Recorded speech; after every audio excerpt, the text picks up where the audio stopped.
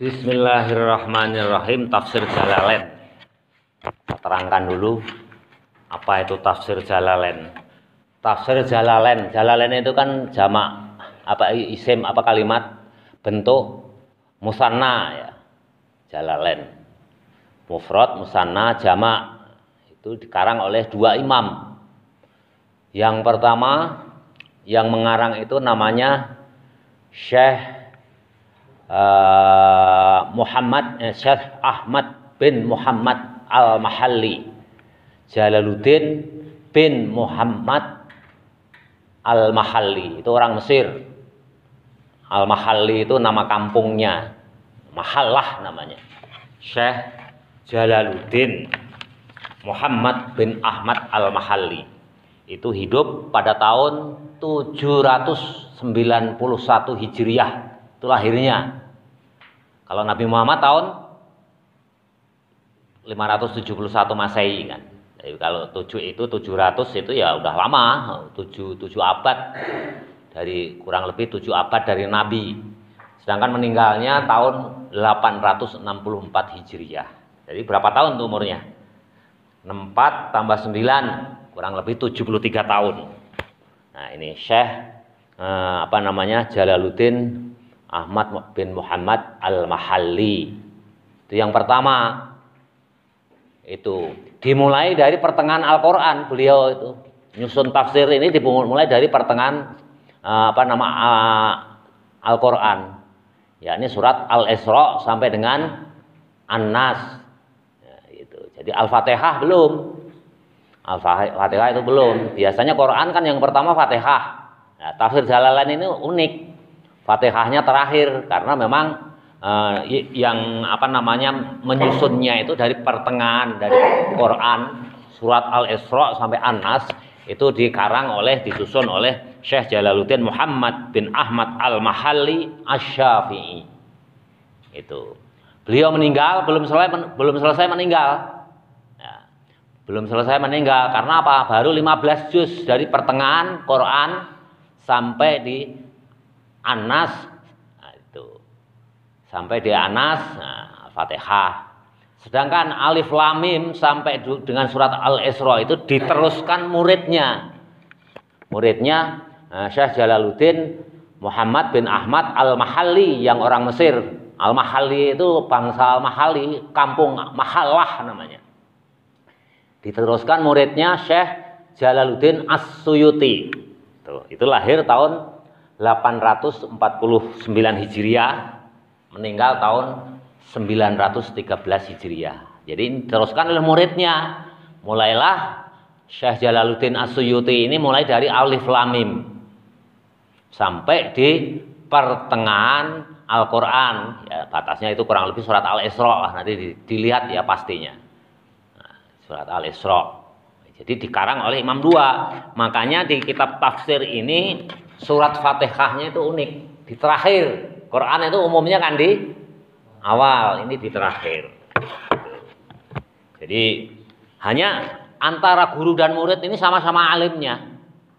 Tapi lebih alim, lebih alamah muridnya. Syekh Jalaluddin As-Suyuti itu lebih terkenal karena lebih alim.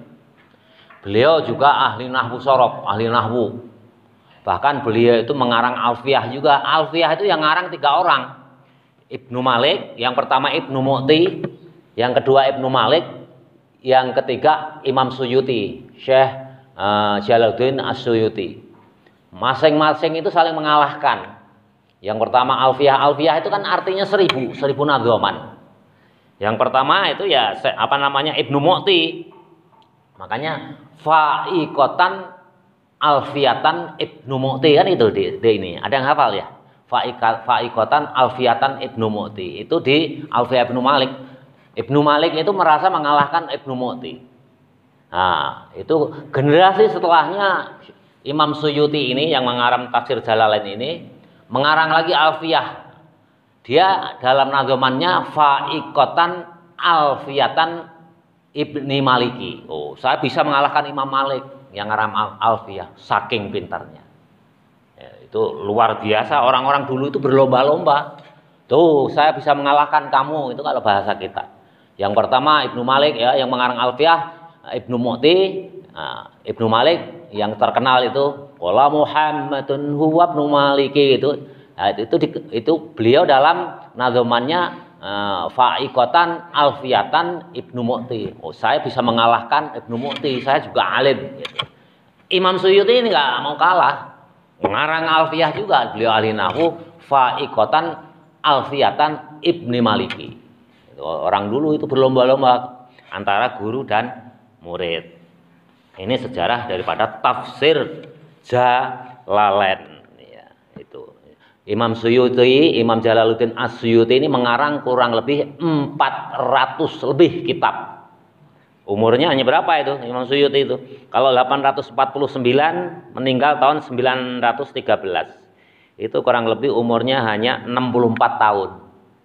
Mengarang 400 kitab lebih, saking alimnya, saking alamahnya. Mari kita baca. Ini kalian nyimak dulu. Ini kita baca mulai dari apa namanya pendahuluannya, muqaddimahnya. Mudah-mudahan nggak ketinggalan nih. Bismillahirrahmanirrahim. Ini muqaddimah dulu, kalian mendengarkan. Nah, nanti ke Bu Haji kita laporan bahwa tafsirnya udah kita mulai supaya beliau segera beli kitabnya. Bismillahirrahmanirrahim. Kalau kalian baca apa namanya belajar ilmu nahwu, bismillah ini harfu jarnya berupa apa? Bi. Harusnya kan biismillah. Bismillahirrahmanirrahim. Bismillah ini kalimat ini nggak sempurna sebetulnya kalau secara ilmu nahwu nggak sempurna. Karena jar majrur ini bismillah itu terus apa ini? Bukan jumlah kalimat yang sempurna karena tidak ada fi'ilnya dengan nama Allah. Coba kita ganti ya, misalkan dengan nama Kolbi yang maha pengasih lagi maha penyayang. Lengkap nggak kalimat itu? Kan nggak jelas. Harus namanya istilahnya mu'allaq. Mu'allaq itu digantungkan. Jadi harus ada gantungannya karena ada ini jar dan majrur. Harusnya kan bismillah. Ini alifnya nggak ada. Harusnya itu habis ba itu bi ditambah ismi karena kalimat isim. Bi ismi harusnya. Kenapa dibaca alifnya dihilangi? Kalau iqra bismi rabbikal ladzi khalaq itu ba-nya ada alifnya. Tapi kalau bismillah nggak ada. Pertimbangan atau pendapat ulama-ulama jumhur karena ini yang pertama adalah mu'allaq harus ada gantungannya. Yang kedua karena banyak sekali dipakainya lafal bismillah ini maka cukup alifnya itu dihilangkan, ba-nya digandeng dengan sin. Harusnya yang betul Bismillahirrahmanirrahim. Nah ini karena jar majrur ini kalimat belum lengkap, maka mu'allaq artinya apa? Ada kalimat yang tersimpan. Jadi cara membacanya bagaimana? Kul bacalah Bismillahirrahmanirrahim. Jadi kul itu sebagai fi'il, nah, harus ada predikatnya. Ya, kemarin ikut ya pelatihan itu harus ada predikatnya. Itu fi'il kul, fi'il amar, baru ada apa namanya predikat, subjek dan objeknya. Bismillahi, katakanlah wahai Muhammad. Karena Quran ini kan yang punya lakon siapa? Allah. Lakon kedua Nabi Muhammad. Nah ini karena turunnya dari Allah maka kul itu kul katakanlah wahai Muhammad bismillahi dengan nama Allah Ar-Rahmani yang maha apa Ar-Rahman itu maha pemberi rizki dunia apa namanya baik orang Islam maupun orang non Islam atau orang kafir, maha memberi anugerah, maha segalanya. Jadi Ar-Rahman itu diberikan oleh Allah bukan hanya kepada orang Islam tapi juga kepada orang kafir. Ar-Rahimi maha memberikan anugerah, memberikan segalanya dari Allah khusus kepada orang Islam baik di dunia maupun di akhirat. Jadi kalau Ar-Rahman itu anugerah Allah yang berupa di dunia. Tapi kalau Ar-Rahim itu anugerah Allah khusus diberikan kepada orang Islam dunia dan akhirat. Jadi kalau terjemahannya biasanya selama ini gimana? Yang Maha Pengasih lagi Maha Penyayang. Kalau tafsirnya Ar-Rahman ini anugerah Allah yang diberikan kepada hambanya, kepada ciptaannya, baik orang Islam maupun orang kafir, hanya terbatas di dunia. Sedangkan Ar-Rahim anugerah pemberian dari Allah yang diberikan kepada khusus umat Islam baik dari mulai di dunia maupun sampai nanti di akhirat. Jelas? Ini saya baca muqaddimahnya. Alhamdulillahilladzi hamdan muwafiyan li ni'amihi wa mukafi'an li mazidihi. Wassalamu ala sayyidina Muhammadin wa alihi wa sahbihi wa junudihi. Alhamdu, segala puji lillahi, tetap kepunyaan Allah. Maknanya apa? Hamdan, maknanya pujian, muwaffiyan, yang muwaffiyan, yang mencukupi lini'amihi, nikmat-nikmatnya Allah. Jadi segala puji itu kita gaspol, segala puji itu ya hanya tetap semuanya itu muaranya ke Allah. Muwafian tuh kalau bahasa Jawanya nocoki. Kalau cara Jawa begini cara mengartikannya. Alhamdulillah utawi sekabehane puji iku lillahi tetep kangungane Allah. Hamdan tegese pujian muwafian kang nocoki lini amihi krana nikmate Allah. Nah, itu kalau orang pesantren salaf murni begitu. Jadi maksudnya itu ya pokoknya segala pujian itu ya semuanya itu kembalinya muaranya itu tuh untuk Allah semata. Mukaffian, muafikan, mukaffian lima zidihi, dan yang mencukupi Allah itu untuk menambahinya. Jadi kalau kita memuji Allah ya nanti kecukupan kita itu akan ditambahi oleh Allah karena kita memuji kepada Allah. Wassalamu dan salam ala sayyidina Muhammadin, tetap untuk sayyidina Muhammad atau diberikan kepada sayyidina Muhammad, wa alihi dan keluarganya, wa sahbihi dan sahabatnya Nabi Muhammad, wa junudihi dan tentaranya Nabi Muhammad. Luar biasanya ulama dulu itu gitu, sampai tentaranya Nabi aja didoakan. Hadza ma istaddat ilaihi hajatun raghibin. Ini masih mukadimah ya. Hadza itu maksudnya apa? Artinya apa hadza? Ini kitab yang saya karang, kata pengarang. Siapa yang mengarang? Ya ini mukadimahnya ini dulu yang mengarangnya ya Syekh Jalaluddin. Syekh Jalaluddin Al-Mahalli, karena waktu itu Imam Suyuti belum sempat menulis mukadimahnya. Hadza ini kitab yang saya karang maksudnya. Ini kitab. Nah, artinya ma itu rujuknya ke Al-Qur'an, tafsir Al-Qur'an. Hadza ini kitab yang saya karang. Tafsir Quran, namanya tafsir Jalalain. Istaddat ilaihi, istaddat sungguh-sungguh. Istaddat itu banget-banget, ilaihi sungguh-sungguh, ilahi kepada tafsir Al-Quran yang saya karang. Ini kata Imam Jalalain ya. Hajatun, hajat ar-rahibina, orang yang bahagia. Jadi tafsir Al-Quran ini adalah hajatnya orang yang bahagia. Kalau orang yang bahagia ya tentunya cinta kepada Allah. Fi takmilati tafsiril Qur'ani, untuk menyempurnakan tafsir Quran. Al-Karimun yang mulia, kata Syekh Jalaluddin Al-Mahalli, itu untuk menyempurnakan. Karena apa?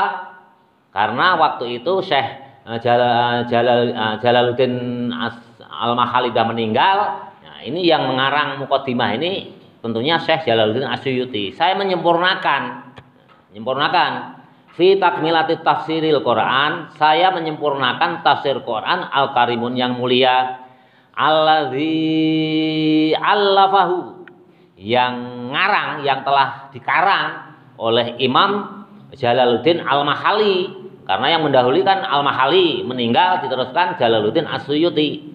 Al-Imam, yakni telah dikarang Imam Al-Allamah, yang sangat alim, muhaqqiqu yang teliti. Muhakkik itu teliti.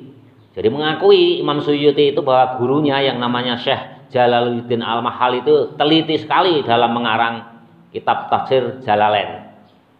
Jalaluddin Muhammad bin Ahmad Mahalli Syafi'i, yakni Imam Jalaluddin Muhammad bin Ahmad Mahalli Asy-Syafi'i rahimahullahu, semoga Allah memberikan rahmat kepada Syekh Jalaluddin Muhammad bin Ahmad Al-Mahalli Asy-Syafi'i, wa tatmimi, kata Imam Suyuti, wa tatmimi, dan menyempurnakan ma yang ada di kitab tafsir yang dikarang, fatahu, yang sudah ditinggalkan oleh Imam Jalaluddin Al-Mahali, gurunya udah meninggal ini.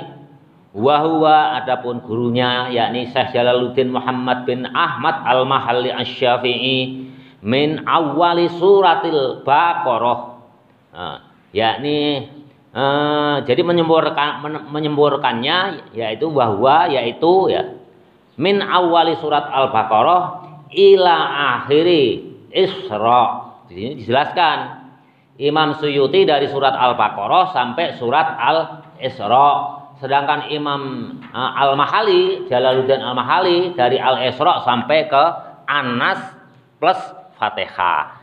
Jelas ya. Jadi dua imam yang ngarang ini. Ila akhiril Isra'i, sampai dengan akhirnya surat Al-Isra, bititimati dengan kesempurnaan, ala namtihi, atas jalur-jalurnya. Kan ini Jalaluddin Al-Mahali udah ngarang ini yang surat Al-Isra sampai terakhir, kan udah ada gayanya, tulisannya udah ada, contohnya sudah ada. Maka Imam Suyuti ini gayanya persis, gaya penulisannya, ilmu nahwunya, segala sesuatunya menirukan tulisan gurunya yang sudah meninggal, yang telah mengarang 15 juz.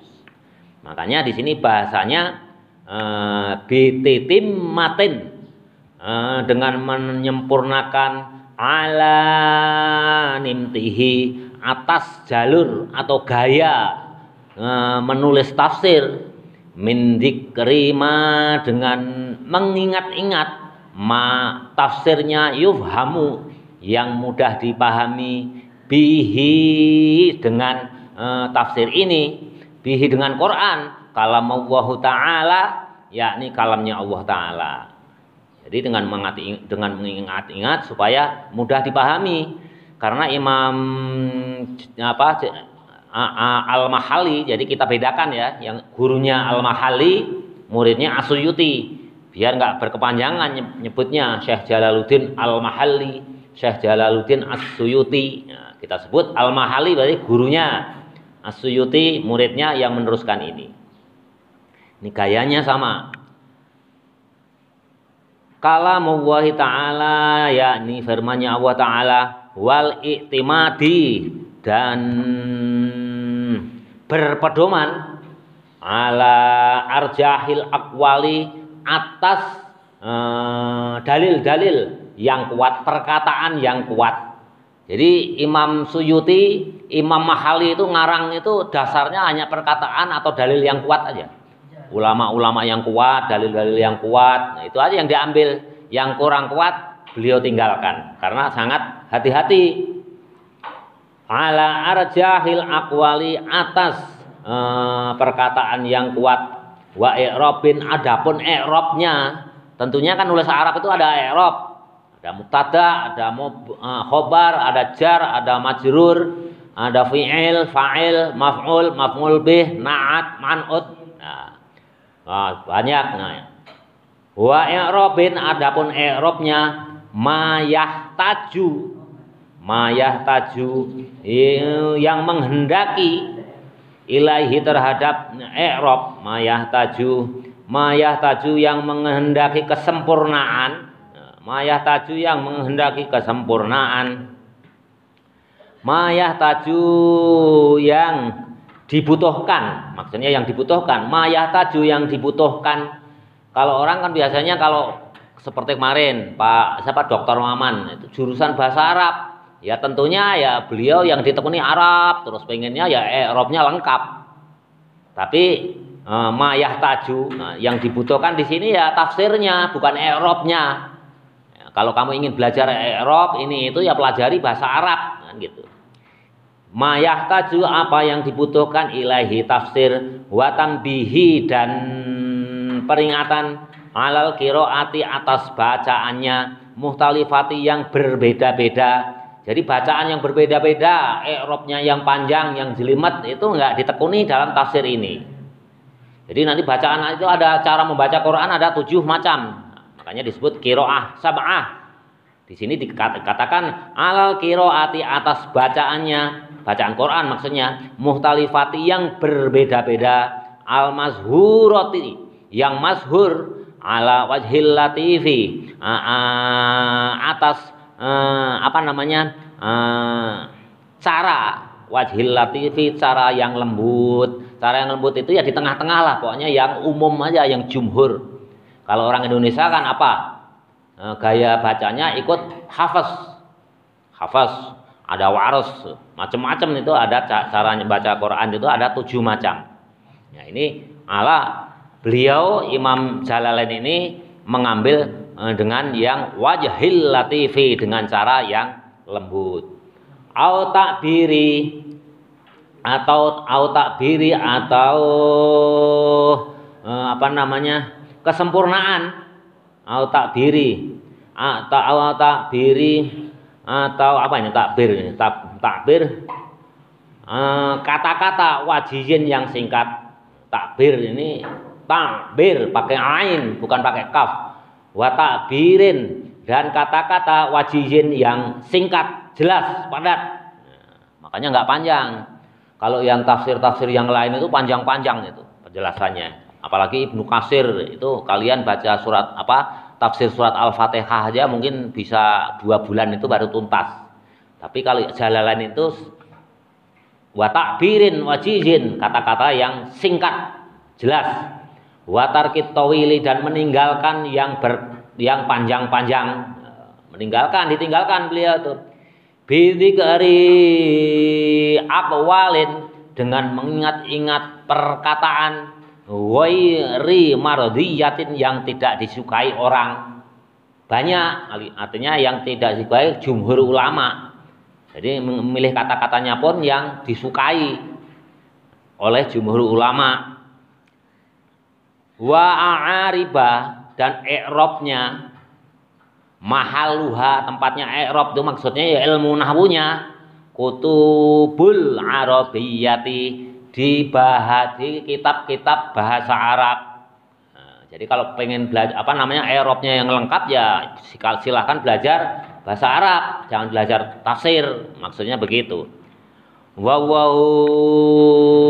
Demi Allah, as'alu nyuwun ingsun, as'alu minta saya, kata Imam Suyuti, naf'a manfaat bihi, dengan ini tafsir, fit dunya di dunia, wa ahsana dan baik, jazain pembalasannya Allah. Artinya apa? Mengharap pahala, alaihi atas kitab tafsir Jalalain ini, fil uqba di akhirat nanti, bimanihi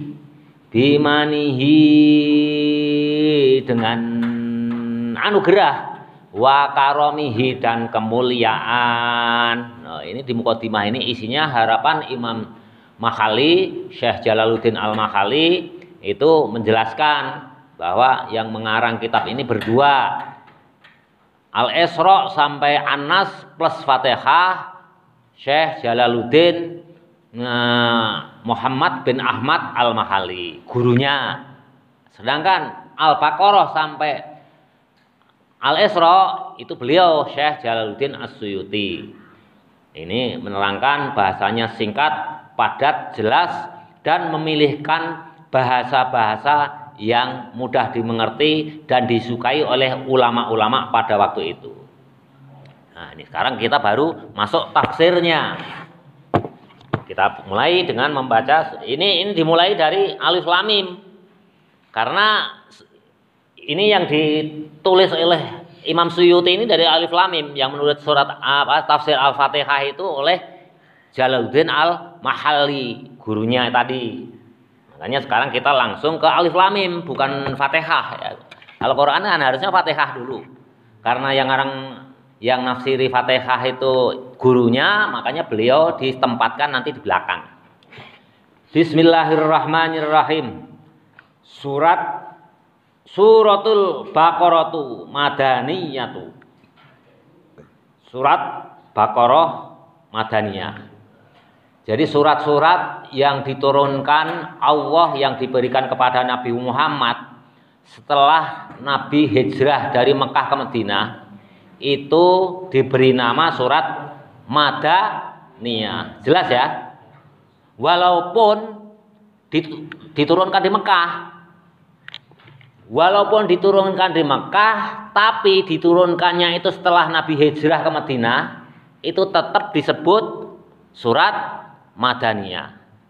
Jadi patokannya bukan diturunkan di Mekah atau Madinah, tapi surat itu diturunkan oleh Allah, diberikan kepada Nabi setelah Nabi hijrah dari Mekah ke Madinah, semuanya disebut Madaniyah. Walaupun surat itu diturunkan di Mekah. Jelas?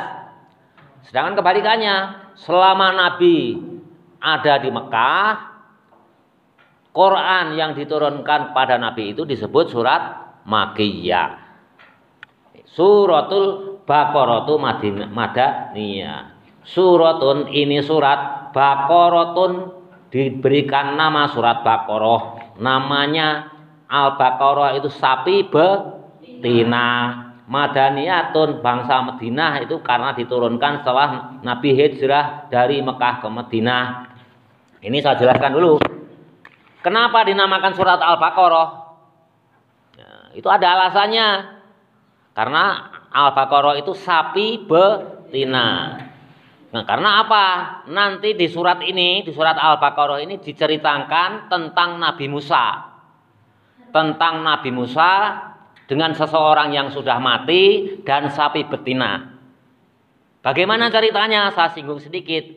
Suatu hari Nabi Musa itu dituntut oleh umatnya, bukan umatnya ya, orang zaman itu yang belum percaya kepada Nabi Musa. Musa, kalau kamu memang benar-benar nabi, itu orang yang sudah mati itu tolong hidupkan. Nah, tolong hidupkan, nanti ditanyai siapa yang membunuh kamu. Nah, kamu hidupkan. Itu oleh orang-orang pada waktu itu.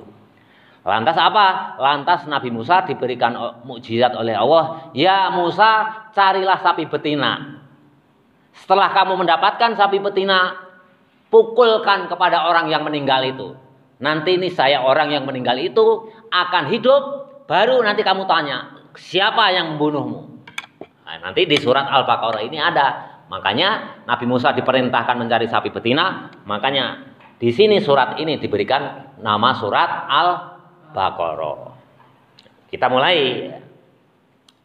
A'udzu billahi minasyaitonir rajim. Jadi setiap mulai membaca Quran hendaknya kita membaca ta'awud. Ya, fasta'id billah itu perintahnya dalam Al-Qur'an setiap memulai baca Al-Qur'an. A'udzu billahi minasyaitonir rajim. Ini saya jelaskan. Ada juga ta'awud ini ada yang bacaannya begini. A'udzu billahi samii'in 'alim minasyaitonir rajim. Tahu bedanya enggak? Nah, sama-sama ta'awud. Tapi yang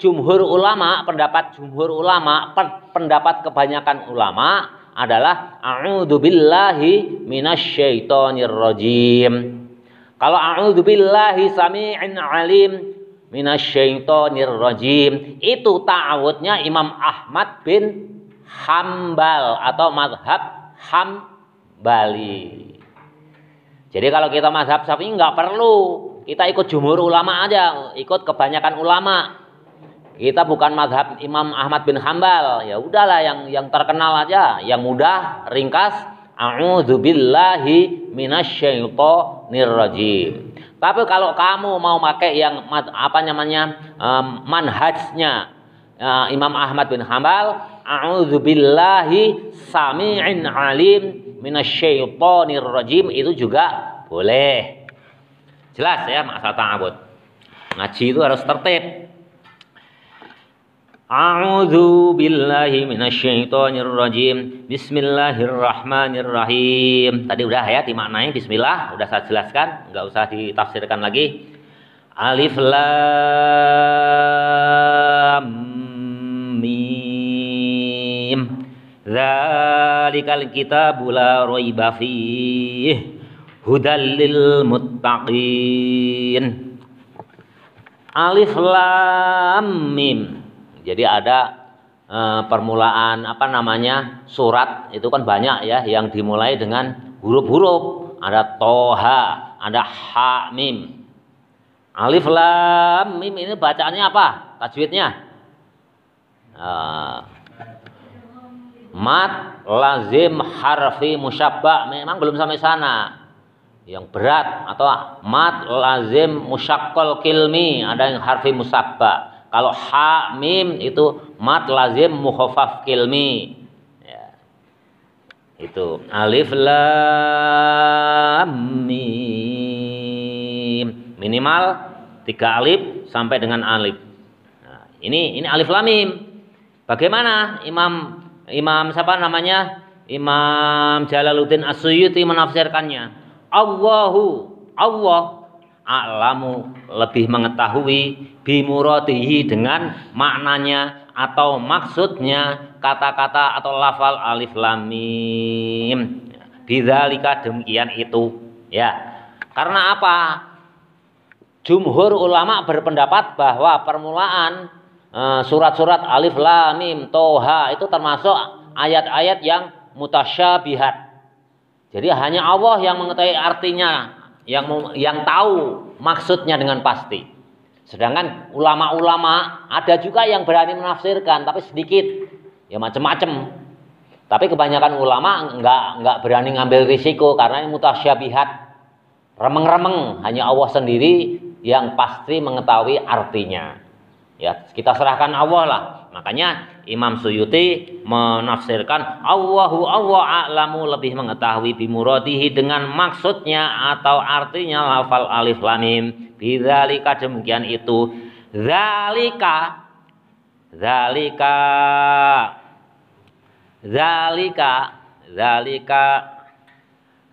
kitabula.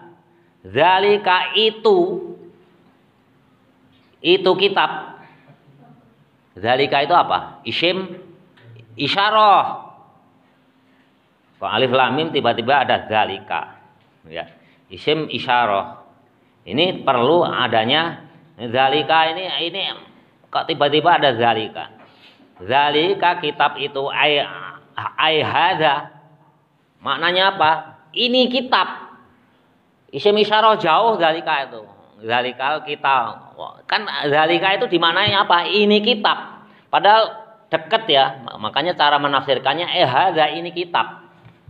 Zalika itu isim isyarah, jauh. Zalikal Muhammadun. Nah, di sana itu ada Muhammad sedang berjalan. Itu isim isyarah yang menunjukkan jauh.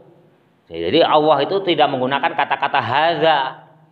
Kenapa? Ya, nanti dijelaskan di bawah. Kenapa Allah menggunakan kata-kata zalika? Zalika itu kitab, ai hadza, tapi artinya cara mengartikannya nggak boleh kita itu kitab. Ai hadza, Imam Suyuti menafsirkan ini kitab. Nah, kan berbeda zalika ini. Alkitabu kitab, allazi yaqra'uhu, allazi alkitabu ini kitab, zalikal kitabu alladzi yaqra'uhu, yang dibacahu. Nah, ini kitab Muhammadun oleh Nabi Muhammad. Jadi la raiba, tidak ada keraguan-raguan, la raiba, tidak ada kemamangan, syakka artinya betul-betul tidak ragu. Raib dengan syakka itu maknanya sama. La raiba, tidak ada keraguan-raguan, syakka betul-betul tidak ragu, fihi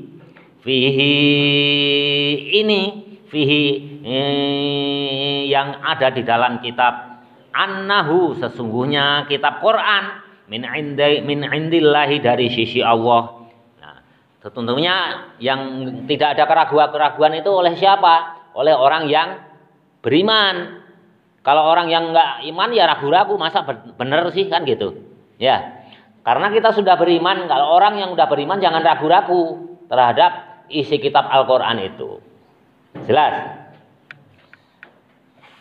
Fihi, yang ada di dalam kitab, annahu, sesungguhnya kitab Al-Qur'an, min indillahi, dari sisi Allah. Wa jumlatun nafi, dan jumlahnya nafi, khobarun menjadi khobar. Jumlatun nafi khobarun menjadi khobar, mubtada'uhu. Nah, kalian makanya harus tahu ilmu nahwu itu. Pas baca tafsir begini, ya yang paling enggak ya ilmu nahwunya kalian kan belum tahu, kesampingkan dulu. Ya. Khobarun menjadi khobar. Jumlah nafinya ini apa? Ya jumlah nafinya ini kan harusnya begitu. Katakanlah wahai Muhammad. Kan dimulai begitu. Jumlah nafi itu kalimat yang tersimpan. Khobarun dari khobar. Kul, katakanlah wahai Muhammad. Alif lam mim, harusnya gitu. Ya, hanya tersimpan. Jadi setiap perkata apa itu ya katakanlah kul, katakanlah wahai Muhammad. Nah, karena Quran ini untuk kita semua, ya kul, katakanlah wahai kamu semua. Alif lam mim, dzalikal kitabul la raiba fi. Jadi mubtada'nya itu jumlah nafi tersimpan. Nah, jumlatun nafi khobarun. Nah, itu jadi khobar, jumlatun nafi. Mubtada'uhu, mubtada'nya itu dzalika. Loh, alif lam mim dzalika jadi khobar. Ya, jadi keterangannya itu dzalika. Khobarnya mana? Tersimpan, ya ini kul, katakanlah alif lam mim dzalikal kitabu. Dzalika. Jadi kul, katakanlah, fi'il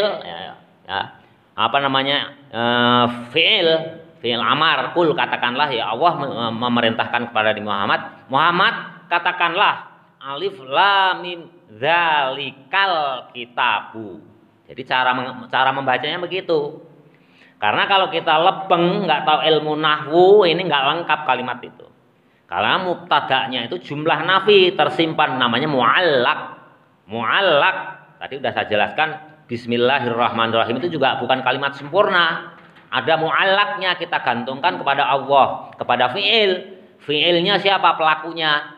Predikatnya Allah. Bagaimana caranya? Ya Allah memerintahkan kepada Muhammad, kul bismillahirrahmanirrahim. Kul alif lam mim dzalikal kitabul la raiba fi. Makanya mubtada'uhu, sedangkan mubtada'nya zalika itu lafal zalika, wal isyarati, dan menjadi isyarah. Zalika itu isim isyarah, hadza, hadihi, zalika itu kalimat isim yang menunjukkan penunjukan ini, itu dekat, sana, zalika itu jauh. Bihi, dengan lafal zalika sebagai isim isyarah, litakzimi, untuk mengagungkan. Jadi untuk mengagungkan Quran. Nanti kalau kamu harus belajar namanya ilmu balaghah. Nanti dipelajari litakzimi. Hudan, zalikal kitabul la raiba fihi. Hudal lil muttaqin alladzina yu'minuna bil ghaibi wa yuqimunas sholata wa mimma razaqnahum yunfiqun. Hudan. Nah, ini juga ini hudan ini masdar. Khobarun sani. Ini menjadi khobar yang kedua. Ya. Jadi mubtada'nya mana? Mu'allaq kepada Allah, kita gantungkan kepada firman Allah, "Qul ya Muhammad alif lam mim dzalikal kitabula." Mu'allaq. Dan masdar khobarus tsani menjadi khobar yang kedua. Sedangkan masdar itu enggak bisa jadi khobar. Ya. Maka cara memaknainya ayhatin sebagai petunjuk. Nah, sebagai petunjuk, kalau hudan itu petunjuk. Ayhatin, hadin sebagai petunjuk. Lil muttaqina, bagi orang-orang yang bertakwa.